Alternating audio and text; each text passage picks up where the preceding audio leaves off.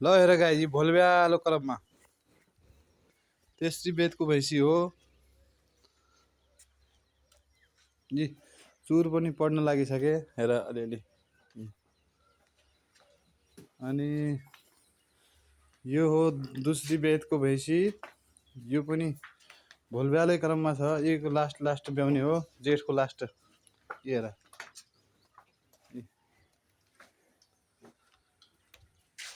यो हो जेठ 19 गतेको काँटो, यसै महिनाको 19 गते। तले भित्तल्लो कचुन्डो हुने यही हो हजुर। यो मुर्रा हो हेर। यो चाहिँ आषाढ 10 गते। ल तुरन्त बिक्रीमा छन् गाई।